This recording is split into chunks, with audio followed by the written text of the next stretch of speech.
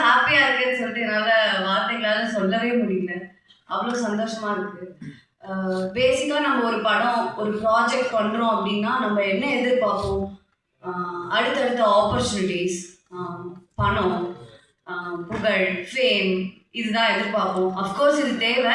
இதெல்லாம் எதிர்பார்த்து தான் நாங்களும் இந்த படத்தை பண்ணோம், இல்லைன்னு சொல்ல. பட் எங்களுக்கு வந்து இதெல்லாம் செகண்டரி. ப்ரைமரியா லேர்னிங் அண்ட் எக்ஸ்பீரியன்ஸ் இதுதான் தேவைப்படுதுன்னு நான் நினைக்கிறேன். ஸோ அந்த வகையில் இந்த படத்தில் எங்கள் எல்லாருக்குமே ட்ரெமெண்டஸ் எக்ஸ்பீரியன்ஸ், பெரிய பெரிய லேர்னிங்ஸ் இருந்துச்சு.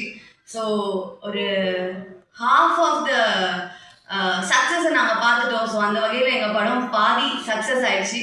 மீதி அந்த செகண்டரியான விஷயங்கள், நான் சொன்ன விஷயங்கள் எல்லாமே வந்து வரதுக்கு உங்களுடைய சப்போர்ட் வேணும். ஸோ நீங்கள் கண்டிப்பாக படம் பார்த்து உங்கள் எல்லாருக்கும் நான் பிடிக்கும்னு நம்புகிறேன். ஸோ பார்த்துட்டு இதுக்கு சப்போர்ட் பண்ணுங்கள். இந்த படத்துக்கு நீங்கள் கண்டிப்பாக சப்போர்ட் பண்ணணும். ஏன் அப்படின்னா, இந்த உலகத்தில் ஏதோ ஒரு மூலையில் வந்து வாய்ப்பை தேடி நிறைய பேர் இருப்பாங்க. யாராவது 1-2 பேருக்கு இது இன்ஸ்பைரிங்காக இருக்கும்னு நான் நம்புகிறேன். ஏன்னா நாங்கள் எல்லாருமே வாய்ப்பை தேடி தான் அலைஞ்சோம்.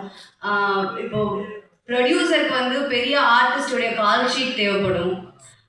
ஆர்டிஸ்ட்க்கு ஒரு நல்ல டைரக்டருடைய படத்தில் நடிக்கணும்னு ஆசை இருக்கும். டைரக்டருக்கு ஒரு பெரிய ப்ரொடியூசருடைய படத்தில் வந்துட்டு படத்தில் இயக்கணும் அப்படின்னு ஆசை இருக்கும். எங்கள் எல்லாருக்குமே அந்த ஆசை இருக்குது. நாங்கள் எல்லாருமே வாய்ப்பை தேடிட்டு தான் இருந்தோம் ஒரு பக்கம். ஆனால் இன்னொரு பக்கம் வாய்ப்பை உருவாக்கி நாங்கள் பண்ண படம் தான் வந்து இந்த படம் எல்லோ. ஸோ அதுக்காகவே இந்த படம் வந்து கண்டிப்பாக நிறைய பேருடைய ஆதரவும் லைக் ஒரு லைட் வெளிச்சத்துக்கு வரணும் அப்படின்னு நான் வந்து ஆசைப்பட்றேன்.